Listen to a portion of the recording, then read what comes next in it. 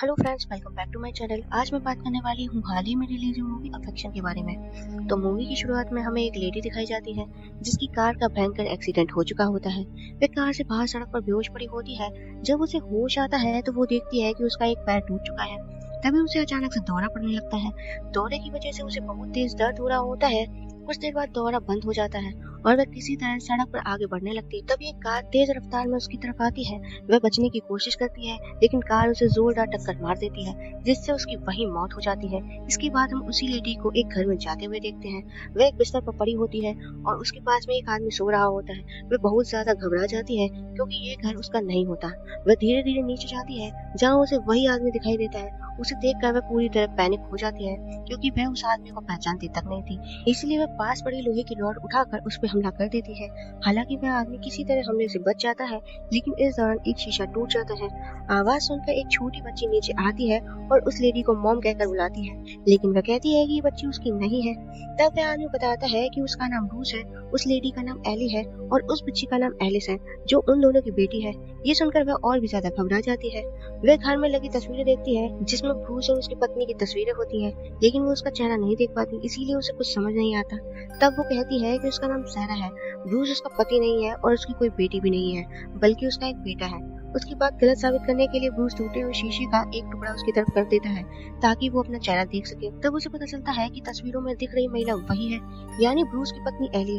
Bruce बताता है कि कुछ समय पहले एली का बहुत भयानक एक्सीडेंट हुआ था। उसी हादसे में उसे दिमाग में गंभीर न्यूरोलॉजिकल इंजरी हो गई थी। अब एली मानने लगी थी कि शायद ब्रूस सच बोल रहा है क्योंकि उसने अपनी हर बात का सबूत दिखा दिया था। इसके बाद ब्रूस एलिस को उसके कमरे में ले जाता है। वहाँ एलिस पूछती है कि अब मम्मी ठीक हो जाएंगी। ब्रूस इस पर कहता है कि हाँ बिल्कुल ठीक हो जाएंगी। अगली सुबह जब एली उठती है तब ब्रूस उसको उसकी बीमारी के बारे में डिटेल में बताता है। वो कहता है कि एक्सीडेंट के बाद एली को एक न्यूरोलॉजिकल कंडीशन हो गई थी जिसकी वजह से उसकी याददाश्त चली गई है। सिर्फ इतना ही नहीं, जब भी एली किसी इंसान, किसी चीज, किसी टीवी शो या किसी फिल्म को देखती है तो उसका दिमाग उन यादों को अपनी जिंदगी का हिस्सा बना लेता है, यानी उसका दिमाग अलग अलग यादों को जोड़कर झूठी यादें बना लेता है। डॉक्टर का कहना है कि एली का पूरी तरह ठीक होना संभव तो है लेकिन ये काफी मुश्किल होगा। लेकिन एली कहती है कि उसे नहीं लगता कि उसकी यादें झूठी हैं। उसे साफ साफ याद है कि उसका नाम सारा है, उसका एक पति है और एक बेटी नहीं बल्कि उसका एक बेटा है। ब्रूस उसे समझाता है कि उसे थोड़ा धैर्य रखना होगा, धीरे धीरे उसकी असली यादें वापस आ सकती हैं। फिलहाल उसे सिर्फ आराम करने की जरूरत है। इसके बाद हम ब्रूस और एलिस को बर्गर बनाते हुए देखते हैं। तभी एलिस ब्रूस से पूछती है कि उसके सिर पर सफेद बाल क्यों आने लगे हैं। दूसरी तरफ एली नहा रही होती है। तभी वह अपनी गर्दन के पीछे एक छोटा सा छेद जैसा निशान देखती है। उसे वहाँ कोई दर्द महसूस नहीं होता है, इसीलिए वह उसे नजरअंदाज कर देती है और सोचती है कि शायद यह एक्सीडेंट का एक पुराना निशान होगा। इसके बाद एली घर में लगी अपनी और ब्रूस की तस्वीरें देखती है। वहीं उसे अपने माता पिता जो और ईव की तस्वीरें भी दिखाई देती हैं। ब्रूस उसे बताता है कि उसके माता पिता की कई साल पहले मृत्यु हो चुकी है। एली भी माता पिता के बहुत करीब थी। फिर ब्रूस एली से पूछता है कि क्या उसे कुछ याद आया, लेकिन एली निराश होकर जवाब देती है, नहीं मुझे अभी भी कुछ याद नहीं आया। ब्रूस एली के लिए वो सभी वीडियो टेप लेकर आया था जिसमें दोनों की पुरानी यादें कैद होती हैं। उसका मकसद था कि शायद उन टेप्स को देखकर एली की खोई हुई याददाश्त वापस आ जाए। एली एक एक करके सभी टेप्स देखती है लेकिन उसे कुछ भी याद नहीं आता। आखिरकार वह बाहर चली जाती है जहाँ ब्रूस अपनी कार की मरम्मत कर रहा होता है और एलिस पास में खेल रही होती है। एली एलिस से पिछली रात की घटना के लिए माफी मांगती है। तभी एक बेहद अजीब बात सामने आती है। फिल्म की शुरुआत में जिस कार ने एली को टक्कर मारी थी वह बिल्कुल उसी कार जैसी दिखती है जिसे इस समय ब्रूस ठीक कर रहा था। अब सवाल ये उठता है कि क्या ब्रूस ने ही अपनी पत्नी को टक्कर मारी थी, और अगर ऐसा था तो फिर वह उसे अपने घर क्यों लेकर आया। सबसे हैरान करने वाली बात यह थी कि एक्सीडेंट में एली का पैर टूट गया था और उसके चेहरे पर, शरीर पर कई गहरे घाव थे। ऐसे गंभीर घावों को भरने में आमतौर से 5 से 6 महीने लग सकते थे, लेकिन एली इतनी जल्दी कैसे ठीक हो गई। यहीं से कहानी कई नए सवाल खड़े करने लगती है। उस रात एलिस को सुलाने के बाद ब्रूस एली को एक और चौंकाने वाली बात बताता है। वो कहता है कि सारा नाम का कोई इंसान असल में कभी था ही नहीं। सारा सिर्फ एली का दिमाग की उपज थी, यानी उसकी कल्पना। इसके बाद ब्रूस अपना और एली का पसंदीदा गाना चलाता है और दोनों साथ में डांस करने लगते हैं। इसी दौरान एलिस जोर जोर से चिल्लाने लगती है। वो अंधेरे में बहुत डर गई थी और उसे एक भयानक सपना भी आया था। ब्रूस और एली तुरंत उसके कमरे में पहुंचते हैं और किसी तरह उसे शांत करते हैं। अगले दिन एली एलिस के करीब आने के लिए उसके साथ खेलती है और उससे बातें करती है। तभी एली बताती है कि उसके ग्रैंडपा यानी एली के पिता उसे झूला झुलाया करते थे। जब एली पूछती है कि उसने आखिरी बार अपने ग्रैंडपा से कब बात की थी तो एलिस मासूमियत से जवाब देती है, पिछले हफ्ते, और आपने भी उनसे बात की थी। ये सुनकर एली पूरी तरह हैरान रह जाती है क्योंकि ब्रूस तो उसे बता चुका था कि उसके माता पिता कई साल पहले ही मर चुके हैं। अगर ऐसा है तो फिर पिछले हफ्ते उनसे बात कैसे हुई, और अगर एली का एक्सीडेंट सिर्फ 6 दिन पहले हुआ था तो उसे अपने माता पिता की कोई याद क्यों नहीं थी। यहीं से एली के मन में और भी शक गहरा होने लगता है। तभी अचानक उसके हाथ कांपने लगते हैं और उसे एक बार फिर से दौरा पड़ जाता है, बिल्कुल वैसे ही जैसे फिल्म की शुरुआत में पड़ा था। इससे साफ हो जाता है कि उसे ये बीमारी एक्सीडेंट से पहले भी थी। इसी बीच एलिस एली के साथ हाइड एंड सीक खेलने की जिद करती है। मजबूरी में एली मान जाती है। खेलते खेलते एलिस जंगल में जाकर छुप जाती है और उसे ढूंढते ढूंढते एली भी जंगल के अंदर पहुंच जाती है। वहाँ उसकी नजर एक प्लास्टिक के बैग पर पड़ती है जो अपने आप ही हिल रहा था। पहले तो उसे लगता है कि शायद कोई जानवर होगा, लेकिन जैसे ही वह डरते डरते उसके करीब जाती है उसे महसूस होता है कि उस बैग के अंदर कोई जिंदा इंसान मौजूद है। ये देख के एली पूरी तरह घबरा जाती है। वह तुरंत एलिस को लेकर वहाँ से भागती है और सीधे घर लौट आती है। घर पहुंचकर एली पूरी घटना ब्रूस को बताती है। ब्रूस खुद जंगल में जाकर उस जगह की जांच करता है, लेकिन वापस आकर कहता है कि वहाँ ऐसा कुछ भी नहीं था। उसके मुताबिक शायद एली को कोई भ्रम हुआ होगा, लेकिन एली उसकी बात मानने को तैयार नहीं होती। वो खुद दोबारा वहाँ जाने की जिद करती है। तब ब्रूस उसे रोकते हुए कहता है कि अगले दिन वह अधिकारियों को सूचना देगा और जंगल में एक सर्च पार्टी भेजी जाएगी ताकि सच्चाई का पता लग सके। उस रात एली एलिस को सुलाने के लिए उसके कमरे में जाती है। तभी उसकी नजर एलिस की गर्दन पे पीछे बने एक छोटे से छेद पर पड़ती है। हैरानी की बात यह थी कि बिल्कुल वैसा ही निशान एली की भी अपनी गर्दन पे मौजूद था। एलिस बताती है कि यह निशान उसे कल सुबह ही दिखाई दिया था। अगले दिन एली फिर से ब्रूस से जंगल में चलने के लिए कहती है, क्योंकि उसे पूरा यकीन था कि वहाँ कोई ना कोई जरूर मौजूद है। लेकिन ब्रूस उसकी बातों को एक बार फिर से नजरअंदाज कर देता है। उसी समय एली को फिर से जोरदार दौरा पड़ता है। ब्रूस तुरंत उसे उठाकर घर के अंदर ले आता है और सोफे पर लिटा देता है। कुछ देर बाद जब एली को होश आता है तो एलिस उसके पास में बैठी होती है और मासूमियत से उसकी तबीयत के बारे में पूछ रही होती है। ब्रूस बहुत ज्यादा परेशान और गुस्से में था। तभी एली को फिर से दौरा पड़ने लगता है। ये देखकर एलिस डर कर अपने कमरे में चली जाती है। तभी ब्रूस वहाँ आता है और एली को उठाकर कुर्सी पर बिठा देता है। इसके बाद ब्रूस एली से पूछता है कि क्या उसे अपनी जिंदगी की कोई बात याद आई, चाहे वो कितनी भी छोटी क्यों न हो। लेकिन एली कहती है कि उसे कुछ भी याद नहीं है। जब ब्रूस उस पर जबरदस्ती याद करने के दबाव डालता है तो एली वहाँ से जाने लगती है। तभी गुस्से में ब्रूस उसका गला दबाने लगता है। एली जोर जोर से चिल्लाने लगती है। उसकी आवाज सुनकर एलिस नीचे आ जाती है और ब्रूस से रुकने के लिए कहती है, लेकिन ब्रूस उसे वापस अपने कमरे में जाने के लिए बोल देता है। तभी एली के हाथ में मेज पर रखी एलिस की पेंसिल आ जाती है और वह उसी पेंसिल को ब्रूस की छाती में घोंप देती है। हालांकि इससे ब्रूस को ज्यादा चोट नहीं लगती, लेकिन एली को वहाँ से भागने का मौका मिल जाता है। एली भागते भागते मक्के के खेत में पहुंच जाती है और ब्रूस भी उसका पीछा करते हुए वहाँ आ जाता है। जैसे ही ब्रूस खेत के अंदर आता है, एली पीछे से एक बड़ा पत्थर उसके सिर पर मार देती है, जिससे वह वहीं बेहोश हो जाता है। इसके बाद एली खेत की दूसरी तरफ एक खलियान जैसी जगह देखती है और जल्दी से उसके अंदर चली जाती है। लेकिन अंदर पहुंचकर उसे पता चलता है कि यह कोई साधारण खलियान नहीं बल्कि एक सीक्रेट लैब है। वहाँ कई मॉनिटर लगे होते हैं जिनकी मदद से पूरे इलाके पर नजर रखी जा रही होती है। वहीं एली को एक वीडियो टेप मिलती है जिस पर प्ले में लिखा होता है। जैसे ही वह टेप चलाती है, कहानी का सबसे बड़ा राज सामने आता है। टेप में दिखाई देने वाला आदमी असली ब्रूस होता है, यानी जो ब्रूस अब तक एली और एलिस के साथ में रह रहा था वह असली नहीं बल्कि उसको बनाया हुआ क्लोन था। असली ब्रूस ने यह टेप अपने क्लोन के लिए छोड़ी थी, जिसमें उसने उसे पूरा मिशन समझाया था। असल में एक हादसे में एली और एलिस की मौत हो चुकी थी। ब्रूस एक साइंटिस्ट था और उसने एली, एलिस और कई दूसरे लोगों की मेमोरी को सुरक्षित करके रखा था। कई सालों की रिसर्च के बाद उसने सिंथेटिक बॉडी यानी कृत्रिम इंसानी शरीर बनाने का तरीका ढूंढ लिया था। लेकिन तभी एक बहुत बड़ी गड़बड़ हो गई। सभी मेमोरी वाली फाइल्स आपस में मिक्स हो गई और उनकी पहचान वाले रिकॉर्ड्स भी डिलीट हो गए। अब ये पता लगाना नामुमकिन था कि कौन सी मेमोरी किस इंसान की है। इसी वजह से ब्रूस ने अपना एक क्लोन बनाया था और उसे यह काम दिया था कि वह हर मेमोरी को उसकी सही सिंथेटिक बॉडी में डाले। अब यह भी समझ आता है कि एली और एलिस की गर्दन के पीछे निशान क्यों थे, क्योंकि वो दोनों भी सिंथेटिक बॉडी में थे और उनके असली शरीर बहुत पहले ही खत्म हो चुके थे।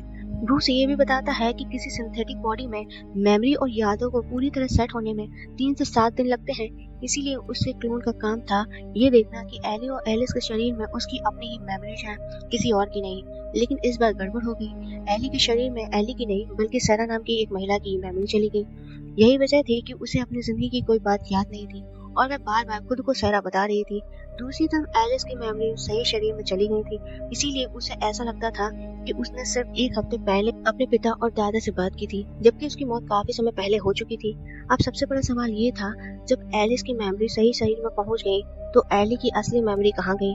और अगर किसी सिंथेटिक बॉडी में गलत मेमोरी चली गई थी तो ब्रूस उसके साथ में क्या करता था? इसी सवाल का जवाब जानने के लिए सैरा, जो इस समय एली के शरीर में थी, एक और टेप चलाती है। उस टेप में ब्रूस का क्लोन सिंथेटिक बॉडी का एक और खौफनाक सच बताना शुरू करता है। एली के क्लोन की बॉडी बहुत मजबूत और ड्यूरेबल थी, इसीलिए उसके घाव बहुत जल्दी भर जाते थे उधर लैब के अंदर ब्रूस एली के क्लोन से पूछताछ कर रहा था, लेकिन उस बॉडी के अंदर किसी और की मेमोरी थी। यह बात समझते ही ब्रूस उस क्लोन को भी मार देता है। यानी अब शायद इस क्लोन के साथ भी वह वही करने वाला था, जिसके अंदर असल में सहरा की मेमोरी थी। तभी वहाँ ब्रूस का क्लोन आता है और वह सहरा को लोहे की रॉड से बुरी तरह पीट कर मार देता है। इसके बाद वह उसकी बॉडी को प्लास्टिक के टेप में लपेटकर मकई के खेत में दफना देता है। फिर वह अपनी लैब की पूरी सफाई करता है और वापस घर लौट जाता है। घर पहुंचकर वह एलिस का भी गला घोट कर उसे मार देता है, क्योंकि एलिस ने उसे सहरा यानी एली को मारते हुए देख लिया था। अब वह एली और एलिस दोनों के नए क्लोन बनाने की तैयारी करने लगता है। इसके बाद हम देखते हैं ब्रूस का क्लोन अपनी लैब में रखे 2 अजीब से ऑर्गन निकालता है, जिन पर आग जैसी आकृति बनी होती है। अब वह उन ऑर्गन्स को एक मशीन में रखकर उसके अंदर एली और एलिस का डीएनए ट्रांसफर करता है। कुछ ही देर में वो ऑर्गन धड़कने लगते हैं, यानी क्लोनिंग का प्रोसेस शुरू हो चुका था। इसके बाद ब्रूस का क्लोन पूरे घर की सफाई करता है और एलिस की लाश को भी मकई के खेत में दफना देता है। रात में पता चलता है कि सहरा की मेमोरी वाली एली की बॉडी, जिसे सब मरा हुआ समझ रहे थे, अभी भी जिंदा थी। वह किसी तरह जमीन से बाहर निकलकर फिर से उसी लैब तक पहुंच जाती है। हालांकि उसकी हालत बहुत खराब थी। तभी हमें समझ आता है कि जंगल में सहरा ने जिस लड़की को देखा था वह एली का एक पुराना क्लोन था, जिसके अंदर किसी पहले वाले इंसान की मेमोरी थी। उसी क्लोन को ब्रूस के क्लोन ने कार से कुचल कर मार दिया था। यानी शुरुआत में जिस एली को ब्रूस ने टक्कर मारी थी वो भी एक क्लोन थी। उसके बाद जिस एली को हम देख रहे थे उसके अंदर सहरा की मेमोरी होती है। मतलब हर बार एक नया क्लोन बनाया जाता था और उसके अंदर किसी की भी मेमोरी ट्रांसफर कर दी जाती थी। दूसरी तरफ ब्रूस का क्लोन रोज अपनी मेमोरी को कंप्यूटर में सेव करता था, ताकि अगर उसके साथ में कुछ हो जाए असली ब्रूस अपनी यादों के जरिए सब कुछ जान सके। सहरा ये सब छुपकर देख रही थी। जैसे ही ब्रूस का क्लोन वहां से गया, सहरा ने कंप्यूटर में अपनी मेमोरी भी सेव कर दी। उसे पता चल चुका था कि अगली बार नई बॉडी में मेमोरी ट्रांसफर की जाएगी, इसीलिए उसने अपनी मेमोरी से पूरी फाइल को ओवरराइट कर दिया ताकि नई बॉडी में उसकी मेमोरी ट्रांसफर हो जाए। कंप्यूटर में कुछ 160 की फाइल मौजूद थी, यानी ब्रूस अब तक एली और एलिस के ना जाने कितने क्लोन बना चुका था और उन सभी को मकई के खेत में दफना चुका था। इसी बीच ब्रूस का क्लोन एली और एलिस की पुरानी वीडियो टेप देख रहा था, जबकि सारा किसी तरह लैब से निकलकर अपने घर की तरफ बढ़ रही थी। लैब के अंदर रखे वो ऑर्गन्स तेजी से बढ़ने लगे और देखते ही देखते वो एली और एलिस के नए क्लोन में बदल गए। इसके बाद में ब्रूस का क्लोन उन दोनों के नए क्लोन के अंदर उनकी मेमोरी ट्रांसफर कर देता है और उन्हें साफ करके घर ले आता है। वहाँ एक मशीन की मदद से उनकी गर्दन के पीछे इलेक्ट्रिक शॉक देता है, जिससे दोनों क्लोन एक्टिव हो जाते हैं। यहीं पर यह पता चलता है कि एली और एलिस की गर्दन के पीछे बने रहस्यमय निशान आखिरकार कैसे बने थे। पूरा प्रोसेस बिल्कुल फ्रैंकेनस्टाइन जैसा था, लेकिन उससे भी ज्यादा एडवांस टेक्नोलॉजी के साथ। एलिस को उसके कमरे में सुलाने के बाद ब्रूस का क्लोन एली के क्लोन के पास आकर लेट जाता है, लेकिन इस बार एली के क्लोन के अंदर सारा की मेमोरी होती है, क्योंकि उसने पहले ही अपनी मेमोरी को सिस्टम में अपडेट कर दिया था। अब कहानी को आसान रखने के लिए हम इस नई एली को सारा 2 कहेंगे, जबकि सारा की पहली मेमोरी वाली पुरानी क्लोन अभी भी कहीं जिंदा थी। सारा 2 बिल्कुल एली की तरह व्यवहार करने लगी है। उसे देखकर ब्रूस का क्लोन बहुत खुश हो जाता है, क्योंकि उसे लग रहा था कि उसका एक्सपेरिमेंट पूरी तरह सफल हो गया। इसके बाद दोनों एक दूसरे के करीब आते हैं, लेकिन सारा 2 के मन में कुछ और भी चल रहा था। अंदर से सारा 2 पूरी तरह टूट चुकी थी, लेकिन किसी तरह उसने खुद को संभाल लिया था। थोड़ी देर बाद वो सो जाती है। उसके सोने के बाद ब्रूस का क्लोन अपनी लैब में जाता है और क्लोनिंग में इस्तेमाल होने वाले ऑर्गन्स को पैक करने लगता है, क्योंकि उसका काम लगभग पूरा हो चुका था। उधर ब्रूस के जाने के बाद सारा 2 उठती है। वह एक फर्टिलाइजर स्प्रे में पेट्रोल भरती है और कार लेकर सीधे लैब की तरफ निकल पड़ती है। वहीं लैब में जब ब्रूस का क्लोन फाइल नंबर 164 खोलता है, जिसमें सारा ने अपनी मेमोरी वाली फाइल ओवरराइट की थी, तो कंप्यूटर उसे दिखाता है कि इस फाइल में बदलाव किया गया है। ये देखते ही उसे समझ आ जाता है कि उससे बहुत बड़ी गलती हो गई है और वह घबरा जाता है।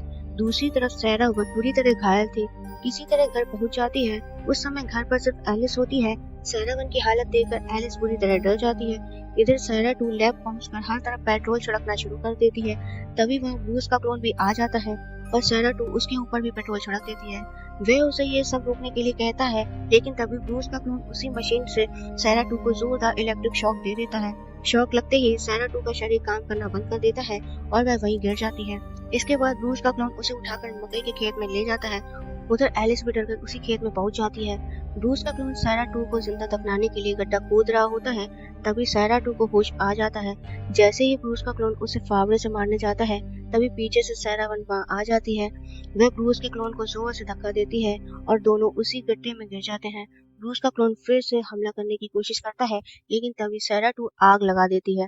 देखते ही देखते सारा वन और ब्रूस का क्लोन दोनों आग में जलकर मर जाते हैं। इसके बाद सारा 2 को वहाँ एलिस मिलती है। जो बहुत डरी हुई होती है। सारा टू उससे वादा करती है कि अब वो उसकी माँ बनकर उसका ख्याल रखेगी।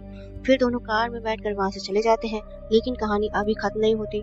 इसके बाद एक और ट्विस्ट आता है। पता चलता है कि जब ब्रूस के क्लोन को एली की असली मेमोरी नहीं मिल रही थी, तब उसने एली का एक और नया क्लोन बना दिया था। उसने उस क्लोन में असली एली की मेमोरी ट्रांसफर करने के लिए पूरा सिस्टम ऑटो मोड पर सेट कर दिया था।